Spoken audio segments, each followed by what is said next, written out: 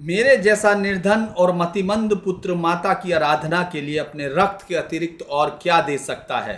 आज मैं अपना वही रक्त अपनी माता की बलि वेदी पर चढ़ा रहा हूँ। इस वक्त भारतवासियों को केवल एक यही शिक्षा ग्रहण करनी चाहिए कि मरना कैसे चाहिए। वह शिक्षा हम स्वयं मरकर दे सकते हैं, इसीलिए मैं मरता हूँ। जी हाँ, हिंदुस्तान के एक बलिदानी सपूत ने जब अदालत में ये कहा था कि हिंदुस्तान को इस वक्त किसी सबक की ज़रूरत है, तो वो ये कि कैसे मरना है ताकि देशवासियों को जीना सिखा सकें। इतनी बड़ी बातचीत के साथ मैंने इतनी शब्द कह दिए हैं, अभी तक आपको उस बलिदानी का नाम याद नहीं आया होगा, क्योंकि इतिहास हिंदुस्तान में इसी तरह आया है। नमस्कार, धीरेन्द्र डायलॉग में आप सभी का एक बार फिर से स्वागत है। अगस्त के महीने में कुछ भूली बिसरी कहानियाँ, कुछ क्रांति के वो गीत जिन्होंने आज आपको ट्रंप से लेकर लेसोथो तक तमाम बातें करने की स्वतंत्रता दे रखी है। आप जिसको चाहे जिस भी तरह के शब्दों से नवाज सकते हैं। ये ताकत आपको जिन लोगों के खून से मिली है, जिन लोगों की ज़बान से निकले हुए शब्दों ने अंग्रेज़ों के कान में तेजाब डाल दिया हो, जो हम पर इतने लंबे समय तक शासन करते रहे हों, जो लोग यहाँ से लेकर लंदन तक लड़ते रहे, उन लोगों की कहानियाँ अब आपकी किताबों में नहीं हैं।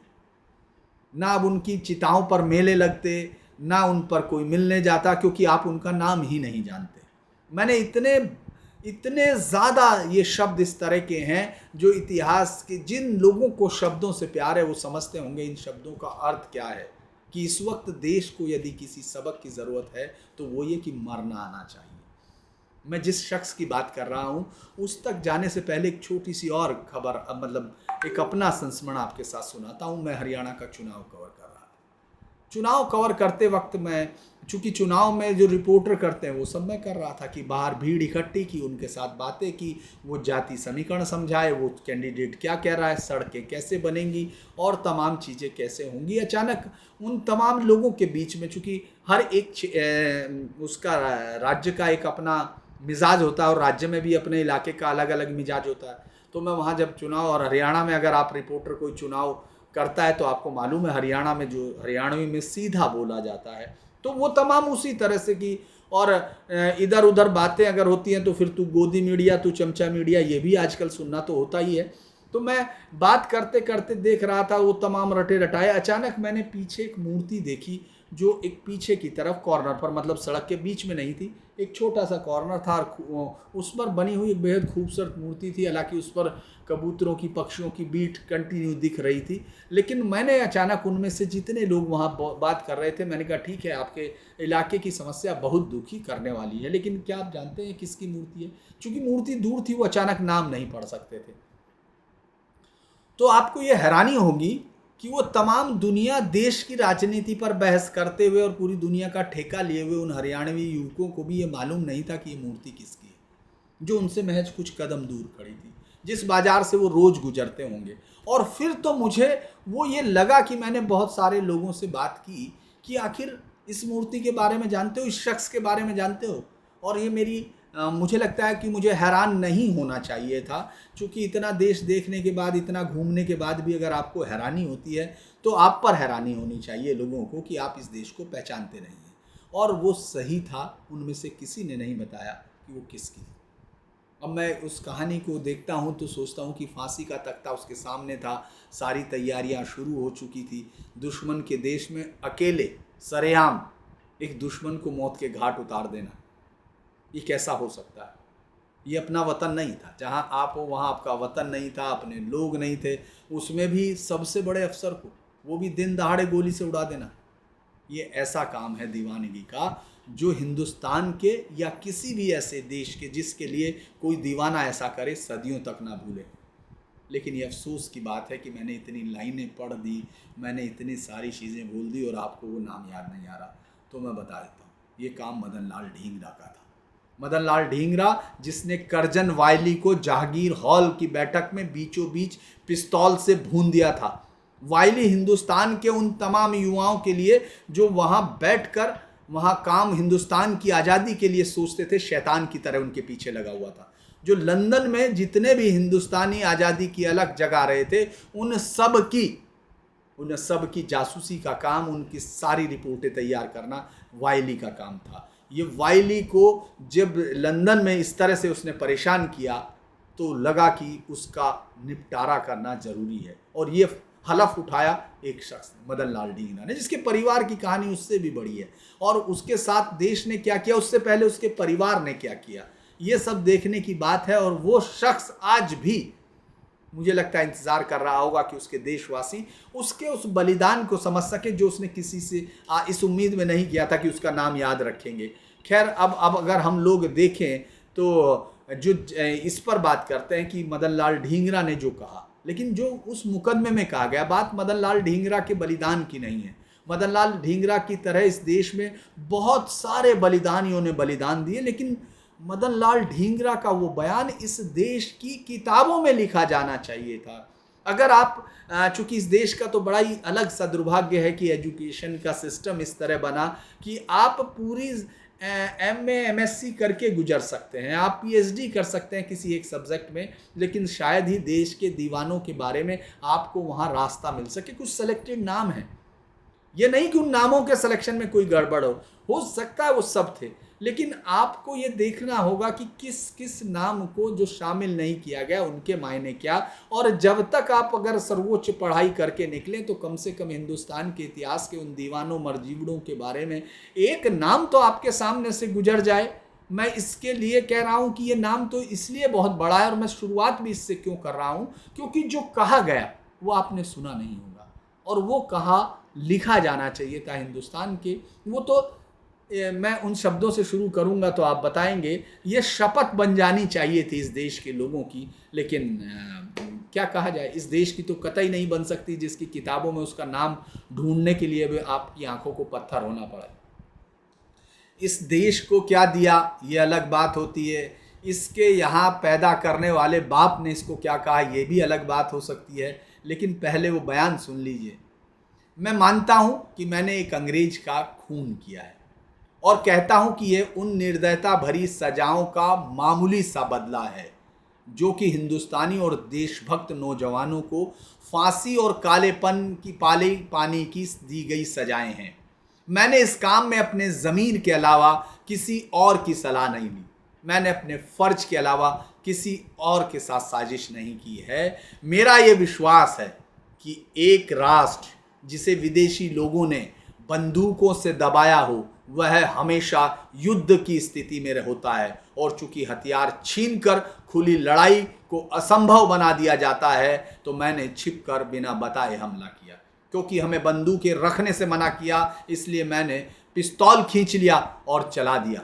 मैं एक हिंदू के रूप में समझता हूं कि मेरे देश के साथ किया गया अन्याय ईश्वर का अपमान है, क्योंकि देश की पूजा श्री रामचंद्र जी की पूजा है और देश की सेवा श्री कृष्ण जी की पूजा है। इसी लाइन में आगे जहाँ से मैं शुरुआत कर रहा था, एक गरीब और मूर्ख मेरे जैसे नौजवान के पास अपनी माता को सेवा में भेंट करने के लिए अपने रक्त के सिवाय क्या हो सकता है। सो मैंने अपना रक्त माता के चरणों में चढ़ा दिया है। इस वक्त यदि हिंदुस्तान को किसी सबक की ज़रूरत है तो यह है कि मरना कैसे चाहिए, और इसे सिखाने का एक ही तरीका है कि हम खुद मर कर दिखाएं। इसलिए मैं मर रहा हूँ, मुबारक हो मुझे शहीदाना मौत। ये लड़ाई तब तक चलती रहेगी जब तक हिंदुस्तानी और अंग्रेज दो राष्ट्र रहेंगे, और इसका ये अस्वाभाविक गठबंधन बना रहेगा। मेरी ईश्वर के आगे यही प्रार्थना है कि मैं फिर इसकी गोद में जन्म लूं, और जब तक ये स्वतंत्र ना हो जाए, मैं मानव समाज की सेवा, पूर्ण सेवा और उन्नति के योग्य ना बन जाए, तब तक मैं यहीं जन्मता रहूं और मरता रहूं। वंदे मातरम। ये बयान इंग्लिश में दिया गया था। मैं इसको, ये बयान की कॉपी भी है, जो बहुत सारे लोगों को ऐसा लगेगा कि शायद ये कहाँ है, क्योंकि लोगों को तो अब ये यकीन ही नहीं आएगा कि ये लोग हड्डी और मांस के बने हुए लोग जिन्होंने आज़ादी के लिए इतनी बड़ी लड़ाइयाँ, इतनी बड़ी, आप इस पूरी बयान की सोच को देखिए जो ये बताती है। मैंने बहुत सारे बयान देखे जिसमें लोग बात कर रहे हैं, मतलब शहीद आजम भगत सिंह के बयान हैं, आज़ाद के बयान, बहुत सारे बयान हैं और वो अलग अलग दिशा, लेकिन ये बयान जिसमें वो मातृभूमि की पूजा और उसको भगवान की पूजा उनके साथ साथ कहता है कि मैं और दे क्या सकता हूँ, रक्त चढ़ाना है माँ को, और ये देश को जीना सिखाना है, उससे पहले उसको मरना सिखाना होगा अगर आज़ादी के लिए। और सिखाने के लिए सबसे पहला कदम है कि मैं खुद मर के दिखाऊं। इससे बड़ा बयान आपको क्या मिलता हो? आज़ादी की लड़ाई में हिंदुस्तान के मतवाले अपने खून से माँ भारती का श्रृंगार कर रहे थे। इस लड़ाई में हजारों युवाओं ने अपनी जान की कीमत इस मिट्टी के कण से भी कम मान के दी। देश भर के आज़ादी के दीवानों का टोला निकल गया, क्रांतिकारियों की बात हो रही है। वैसे ज़्यादातर उस समय एक जो दूसरा रिश्ता था वो क्रांतिकारियों का कांग्रेस से था, क्योंकि कांग्रेस का नेतृत्व ऐसे लोगों के हालत में था उस समय अगर आप देखेंगे जिनकी माली हालत अंग्रेजों के और सामाजिक हैसियत भी लगभग अंग्रेजों के काफ़ी करीब थी। उनके कार्यकर्ता जरूर किसान थे, निचले तबके के थे। मैं बार बार कह रहा हूँ, मैं किसी को एक लाइन नहीं दे रहा, मैं दूसरे रास्ते, उन रास्तों को जैसे मैंने समझा उनको मैं बता रहा हूँ कि उधर दूसरी तरफ क्रांतिकारी उस वर्ग से आते थे जो उस वक्त देश की ज़्यादातर जो अगर आप निचले तबके किसानी से निकल कर लोग पहुँचे हैं, कोई लोग स्कूल में एडमिशन लेने आए हैं, लेकिन ये कुछ अलग थे। सरकार की मेहरबानी का सीधे सरकार की मेहरबानी इन लोगों को मिलती थी जो दूसरे लोग थे, ऐसे में सीधा लेकिन उनमें से एक युवा अगर ऐसा हो जिसको सब कुछ सरकार ने दिया, जिसके परिवार को सरकार ने सब कुछ नवाजा हो, अगर उसी में से एक लड़का निकलकर इस अंग्रेज सरकार की आंखों में आंखें डाल के कहे कि तुमको हम यहाँ इस देश से मिटाना चाहते हैं, तो ये सरकार को उलझन में डाल गया। क्योंकि यही एक बड़ी चीज़ थी, क्योंकि नौकरशाही की कमान भी तो उन्हीं लोगों ने संभाली बाद में, जिन लोगों ने अंग्रेजों के पिट्ठू बनकर रहे वही लोग उन्हीं लोगों ने दुश्मनों के। इसीलिए यही बात है कि इनके नाम क्यों नहीं मिलते। आप अक्सर ये सवाल बहुत सारे लोग उठाते हैं कि भाई आखिर ऐसा क्या हुआ। दरअसल इसमें ऐसा होने की बात नहीं है। ये ऐसा इसलिए हुआ क्योंकि जिन लोगों को आज़ादी के बाद ताकत मिली, उनके पास आज़ादी से पहले ही ताकत थी। जिन्होंने सत्ता संभाली उन लोगों के पास पहले से ही सत्ता थी। जो लोग नौकरशाह थे वो पहले से नौकरशाह थे। लिहाजा जो क्रांतिकारी दुश्मन थे वो आज़ादी के बाद भी दुश्मन रहे। और दुश्मनों को तो जगह नहीं दी जाती है किताबों में, तो उनको नहीं दी गई। खैर चलिए मदन लाल की बात करते हैं। ये सब मेरे आर्टिकल्स हैं जो मैंने बहुत साल पहले लिखे थे, और चूंकि मेरी आदत है मैं बहुत सारी चीज़ें उसके लिए नहीं अपने लिए लिखता हूँ, अपने लिए पढ़ता हूँ। अब चूंकि मैं इसमें हूँ यूट्यूब में, तो इसमें मदन लाल का जन्म अमृतसर में हुआ था। घर परिवार ठीक था, परिवार अच्छा था। तो बीए करने के बाद उन्होंने तय किया कि आगे की पढ़ाई के लिए लंदन चला जाए, क्योंकि उनके भाई उनके जो परिवार के लोग थे बहुत सारे लंदन में थे। वहाँ जाके अब वो जो है जब उन्होंने वहाँ देखा, वो तो यहाँ से देख के गए थे, वहाँ गरम दल के कुछ युवा मिले, भारत के कुछ लोग मिले, और उन्होंने जो है एक दूसरे के साथ मिलके खुफिया सभा बना ली और फिर आज़ादी का प्रचार करने लगे। एक दिन सावरकर ने ढींगरा की परीक्षा लेने के लिए कहा कि वो कितना दुख सहन कर सकते हैं। वीर सावरकर वहाँ जो उसमें जो भारत सभा वहाँ बन रही थी उसमें आते थे अक्सर। उन्होंने कहा कि एक युवा रोज आता है, ये रोज युवा आकर आज़ादी की बड़ी बड़ी बातें करता है, कि बलिदान देने की बात करता है। तो उन्होंने कहा कि चूँकि उस समय परीक्षा बहुत ज़बरदस्त थी, क्योंकि जो लोग अंग्रेज़ों के कृपा पात्र होकर वहाँ होंगे, जो लंदन तक पहुँच गए हैं, आप समझ रहे होंगे उनके परिवारों का कितना ज़्यादा, या तो इतना पैसा तो होगा, और दूसरा यह कि उनमें से कितनों के रिश्ते अंग्रेज़ों के साथ होंगे। लिहाजा मुखबरी और उनकी जो एक दूसरे की जासूसी वो बहुत ज़बरदस्त थी। तो इसीलिए बहुत ही ज़्यादा आपने पिक्चरों में भी देखा होगा, उसका पिक्चराइजेशन ऐसा होता है कि साहब वो मोमबत्ती और वो सब, ये सब चीज़ें पिक्चर में जैसे भी लगे, लेकिन उस वक्त यही एक तरीका हुआ करता था। तो अब उन्होंने क्या किया कि सावरकर साहब ने कहा कि चलिए देखते हैं कि आप कितना दुख सहन कर सकते हो, क्योंकि पूछताछ होगी, वो तो बहुत मारेंगे। इस बहाने परीक्षा ली जाती थी। तो ढींगरा ने कहा कि मैं मरने तक दुख सहन कर सकता हूँ। तो परीक्षा हुई, ढींगरा का हाथ फर्श पर रख के उसमें सुआ गाड़ दिया, यानी सुआ उसमें लगा दिया, और ये जो वो वाला होता है, और उसके बाद सुआ गाड़ते रहे, लेकिन उसके मुंह से कोई आह नहीं निकली। तो परीक्षा पास हो गई, क्योंकि जो शख्स सुआ गाड़े जाने पर भी नहीं आ रहा है, उसके बाद उन्होंने अब उसके बाद लेकिन उन्होंने जाना बंद कर दिया, वो सभा में जाना बंद कर दिया। वो उन्होंने ग्रुप के लोगों में नाराज़गी हो गई कि आखिर ये शख्स जो अभी तक अपने आप को कह रहा था एक जरा सी परीक्षा से डर गया, ये तो गजब हो गया। लेकिन अब मदन लाल ने क्या किया, मदन लाल ने वायली की एक पिट्ठू जो संस्था थी उसमें जाना शुरू कर दिया। यानी जो वायली था, जो हिंदुस्तान के तमाम गरम दल के युवाओं पर, जो भारत से आने वाले, ब्रिटेन में आने वाले युवाओं की जासूसी करता था, फिर उनके लिए सजाएं रिकमेंड होती थी, वो सब की एक सभा थी हो चुकी। वो भी इसी तरह से जासूसी का काम इसी तरह तो उसमें उन्होंने जाना शुरू कर दिया। किसी की समझ में उस समय तक कुछ नहीं आया कि जो शख्स लगातार यहाँ रहा हो वो आखिर क्यों जा रहा है। आखिरकार 1 जुलाई 1909 को इंपीरियल इंस्टीट्यूट की जागीर हॉल में एक बैठक थी। सर कर्जन वायली भी वहाँ मौजूद था। 2 लोगों से बात ही कर रहा था। चूंकि मदन लाल ढींगरा उसके पिट्ठू संगठन में थे तो लोगों को ये समझ में कोई भी एंट्री, कोई दिक्कत नहीं थी। तो अचानक मदन लाल ढींगरा वहाँ पहुँचे, जेब से पिस्तौल निकाली और वायली के मुंह पर लगा दी। वायली डर कर चीख उठा, लेकिन कोई मदद करे उससे पहले ढींगरा ने 2 गोलियां उसके सीने में उतार। उसके बाद उन्होंने रिवॉल्वर, उसके बाद वो पकड़े गए। दुनिया भर में इस कारनामे की धूम मच गई। हिंदुस्तान की धरती से चल के हिंदुस्तान की आज़ादी की लड़ाई जो है लंदन तक पहुंच गई। ये वो लड़ाई थी, आपको मालूम है, जो एक बहादुर शाह जफर की उस लाइनों को तो हम उसी तरह याद करते हैं, चाहे वो है क्योंकि उसने कहा था कि जब तक गाजियों में बू रहेगी ईमान की, तख्ते लंदन तक तेग चलेगी हिंदुस्तान की। अब ये गाजी थे या नहीं, ये तो सीधे तौर पर नहीं थे, क्योंकि इन्होंने, लेकिन आज़ादी के लिए अगर हिंदुस्तान में इस फॉर्म को हम देखें तो वो शख्स एक तेग तो नहीं, पिस्तौल को लेकर लंदन पहुंचा और उसने उनको उड़ा दिया। हिंदुस्तान में सारा काम उल्टा हो गया। अब जो हिंदुस्तान के लिए लड़ रहे थे, यहाँ हिंदुस्तान के नाम पर लड़ रहे थे, वो मदन लाल ढींगरा से ही लड़ने लगे। देशभक्त और खुशामदी सभी अखबारों में, यहाँ तक कि गरम दल के नेता विपिन चंद्र पाल ने भी मदन लाल को कोस कोस कर गालियां दी। इतनी गालियां दी कि अंग्रेज सरकार भी शर्मा गई कि हमसे बेहतर तो ये कांग्रेसी गरम दल के नेता हैं जो अंग्रेजों के लिए अंग्रेजों से ज्यादा दुखी हो रहे हैं।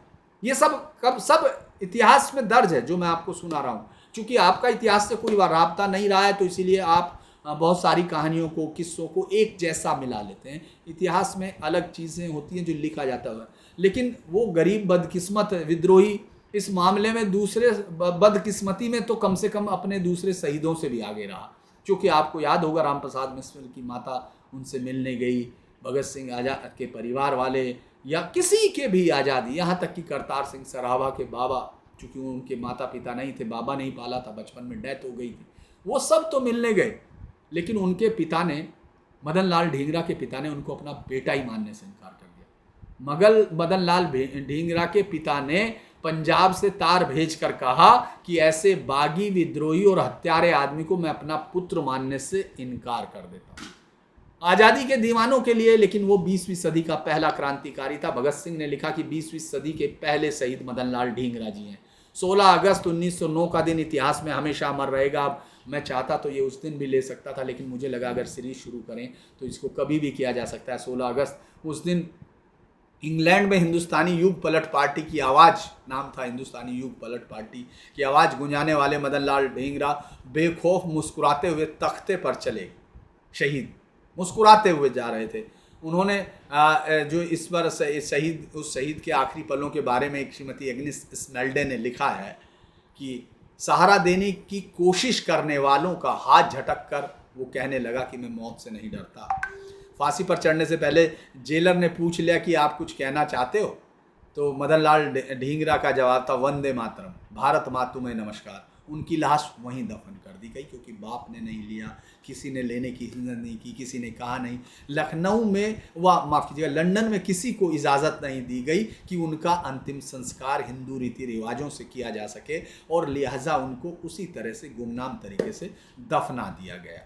अब हिंदुस्तानी सरकार ने क्या किया, क्योंकि ये तो वोटों के गणित में फिट नहीं हो रहा है कहीं, क्योंकि इससे तो किसी जाति के वोट नहीं आ सकते हैं और दूसरे लोग कौन वोट करेंगे जो वहाँ सामने खड़े हुए लोग ये नहीं पहचानते ये मूर्ति किसकी है। आप में से मैंने अभी तक आप सबको मैंने ये कहानी सुना दी, आप में से शायद ही किसी के जहन में ये चेहरा उभर के आया हो, क्योंकि आपने किताबों में देखा ही नहीं होगा, देखा होगा तो आपको याद नहीं होगा, याद होगा तो ये सब नहीं होगा कि किस लिए इस शख्स ने क्या कहा था। ये भी उन हजारों क्रांति, अभी तो आप जब पन्ने पलटते हैं ना ऐसे देखते हुए चले जाते हैं जैसे पुराना रद्दी अखबार हो। ये रद्दी अखबार नहीं होता, ये कहानियाँ हैं जो खून से लिखी गई हैं। खैर ये तो वोटों के गणित में बेकार था, लिहाजा आज़ादी की विचारधारा ही ऐसे शीशे में ढालने में पैदा हुई कि आज़ादी के बाद और आज़ादी के पहले के बीच का कुछ अंतर ना दिखे। आपके आसपास ऐसे बहुत सारे लोग मिल जाएंगे जो ये कहते हैं इससे बेहतर तो अंग्रेजी राज था। ये सब उसी नौकरशाहों में काले की संकर नस्लें हैं कहा जाता है। लेकिन आखिर में अब किस्सा तो बहुत लंबा है, मुख्तसर में कैसे हो सकता है। लेकिन जो अंग्रेज सरकार के जासूस थे, मैं लास्ट में लाइन के साथ ही इसको ख़त्म करूँगा, उन्होंने जो टिप्पणी इंग्लिश रिकॉर्ड में दर्ज की थी वो अद्भुत थी कि वो शख्स क्या था। Dhingra was an extra ordinary man, Dhingra was an extra ordinary man, Dhingra passion for love was remarkable. यानी ढींगरा एक असाधारण व्यक्ति था, ढींगरा को फूलों से ज़बरदस्त प्यार था। E.T. वुडहॉल। इसके साथ ही आज की ये कहानी यहीं ख़त्म करता हूँ। मैं तो यही चाहता हूँ कि जितने ज़्यादा लोग सुन सकें, कम से कम उस महान बलिदानी का, जिसकी वैचारिक धार आज भी तेज है, जो ये कहता है कथनी और करनी में अंतर नहीं होना चाहिए, तो उसका इस देश में मुझे लगता है रहना शायद आज के वक्त में तो और भी मुश्किल होगा। लेकिन जिन लोगों को भी लगता है कि ये होना चाहिए, इसके बारे में जानना चाहिए, वो लोग इसको लाइक करें, सब्सक्राइब करें और शेयर करें। आज के लिए इतना, नमस्कार।